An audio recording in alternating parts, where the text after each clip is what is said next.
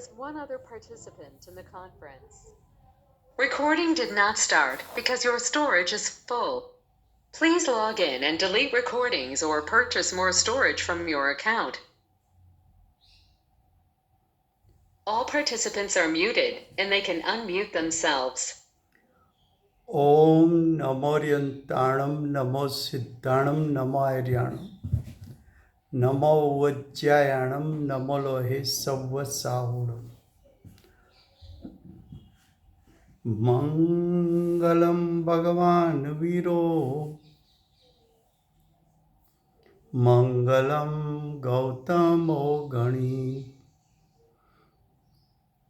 मङ्गलं कुन्दकुन्दार्यो जैनधर्मोऽस्तु मङ्गलम्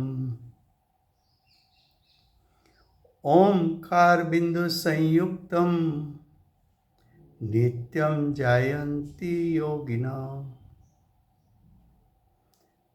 कामदं मोक्षदं चैव ओंकाराय नमो नमः अहोपकार जिनवरनो कुंदनो ध्वनि दिव्यनो जेन कुंद ध्वनि आप्या अहो आ गुरु काहननो तुझ ज्ञान ध्यान नो रंग अमया दर्श रहो हो माता हाथ करो। इस समयसार नाम का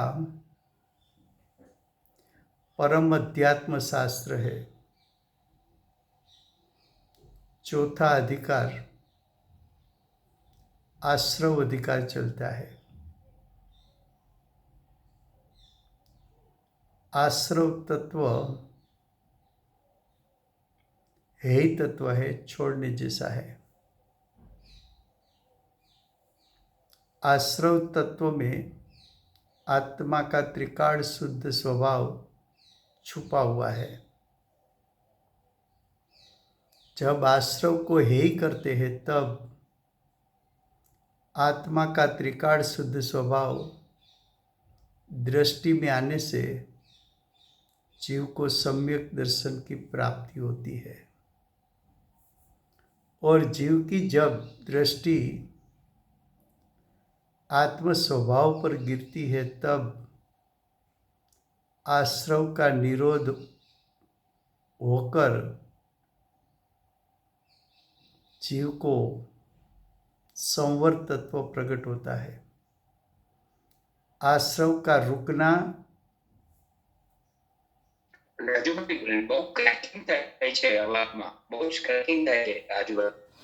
अच्छा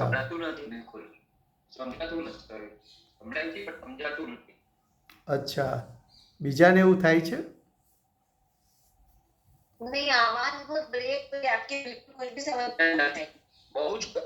ફરીવાર હું જોડું છું, હા ફરીવાર જોડું છું.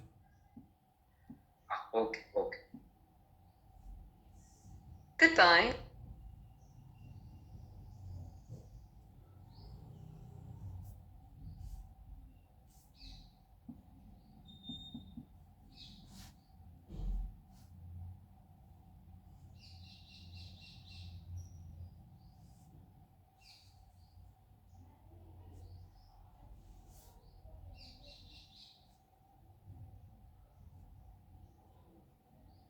There is one other participant in the conference.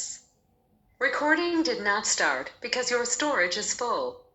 Please log in and delete recordings or purchase more storage from your account.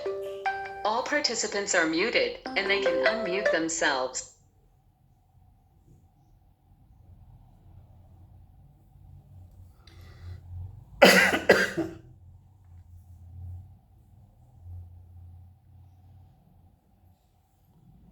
ये समयसार नाम का परम अध्यात्म शास्त्र है। चौथा अधिकार आश्रव अधिकार चलता है। आश्रव नाम का तत्व है, आश्रव नाम की पर्याय है।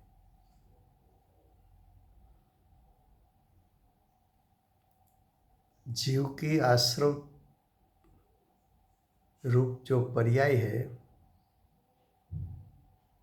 वो हे करने जैसी है। उसको हे करना, उसका अर्थ है उसको गौण करना।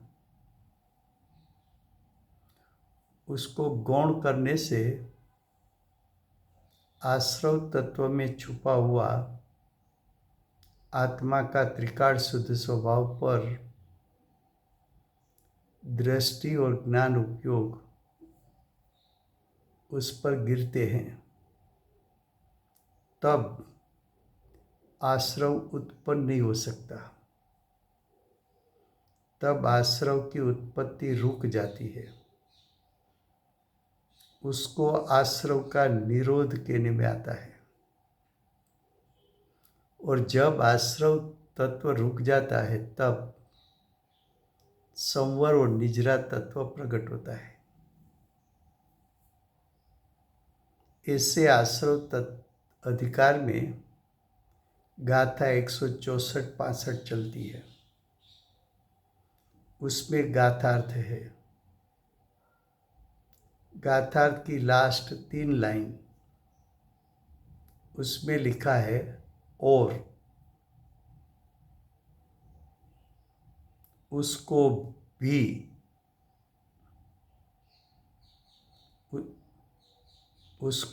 उसका अर्थ क्या करे, तो ब्रैकेट में पंडित जी ने बताया है कि असंज्ञा आश्रवों को भी, असंज्ञा आश्रव वो पुद्गल आश्रव है। असंज्ञा आश्रव यानी द्रव्य कर्म का आना।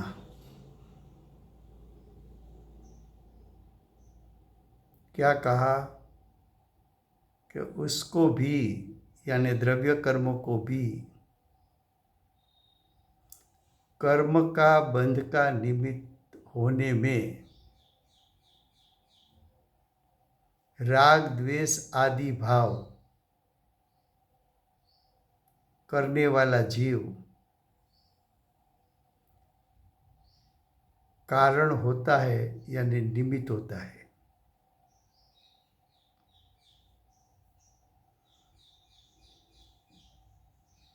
राग द्वेष आदि परिणाम जीव की सत्ता में उत्पन्न होता है। क्यों? तो कि जीव की पर्याय में ऐसी योग्यता है कि राग द्वेष को उत्पन्न कर सके। राग द्वेष आदि लिखा, उसका अर्थ है अज्ञान, मिथ्यात्व, राग द्वेष और योग।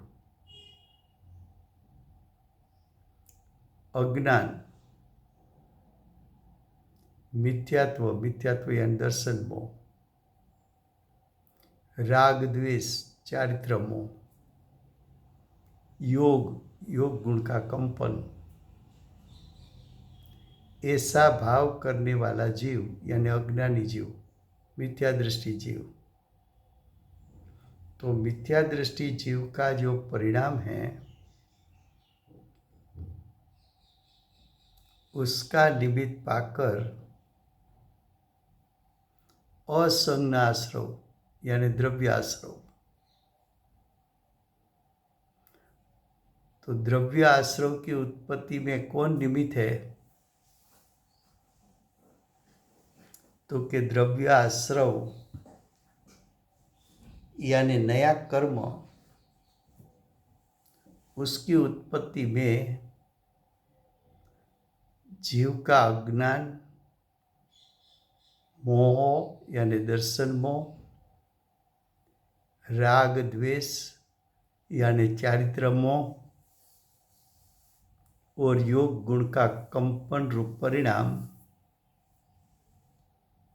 वो नए द्रव्य कर्म आने में निमित्त होता है। निमित्त कहा जो कर्मण वर्गना कर्म रूप परिणमित होती है वो जीव के मोह राग द्वेष के कारण परिणमन नहीं करती है। क्या कहा? कर्मण वर्गना में से नया कर्म बना वो जीव के मोह राग द्वेष के कारण बना कि कर्मण वर्गना भी पुद्गल द्रव्य है।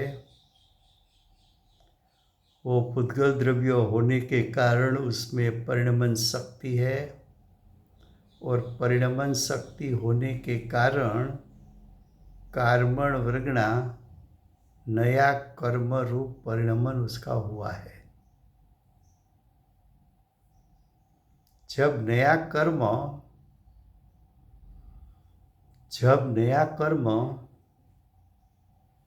उत्पन्न हुआ, क्यों उत्पन्न हुआ?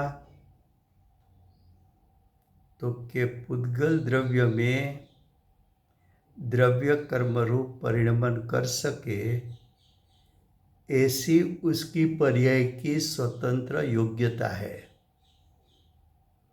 और कर्मण वर्गना पुद्गल द्रव्य होने के कारण और उसमें परिणमन शक्ति होने के कारण कर्मण वर्गना कर्म रूप परिणमित स्वतंत्रपणे हुई है।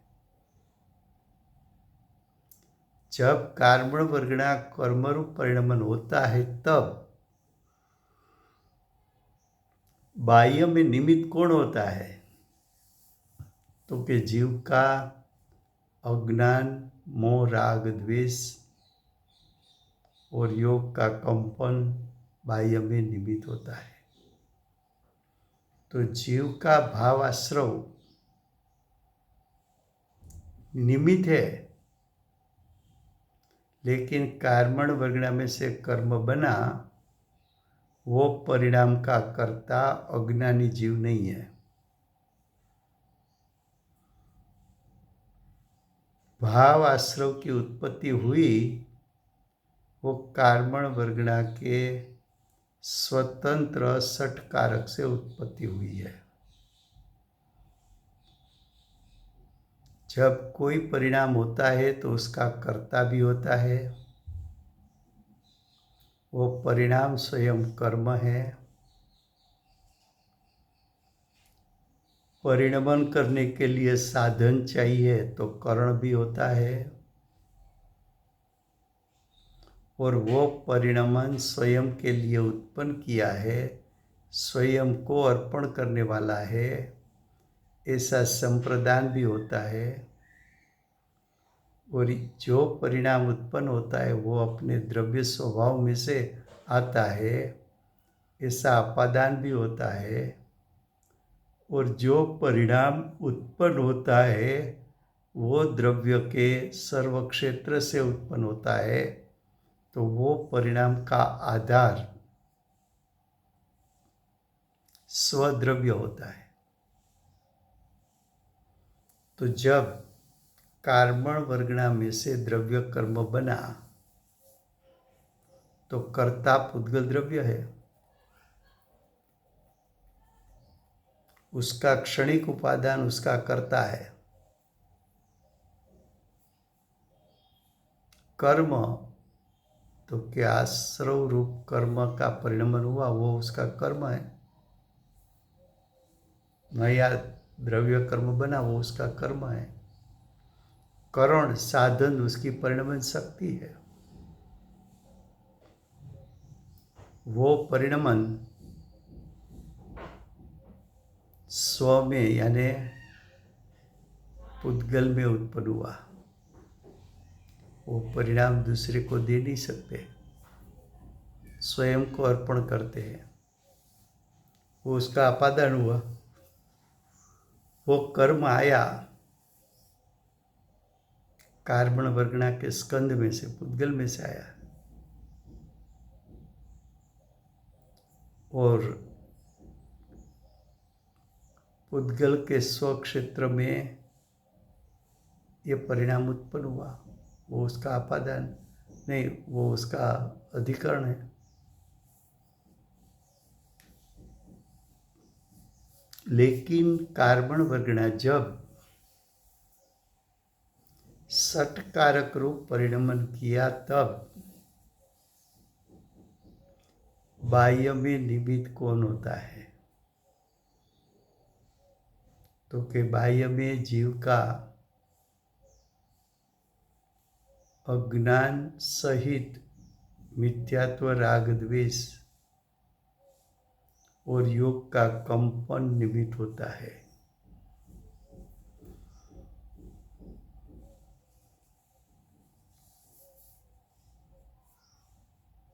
फिर से गुजराती में, આશ્રવ અધિકાર ચાલે છે, એમાં ગાથા 164-65 ચાલે છે। 64-65માં ગાથાર્થ ચાલે છે।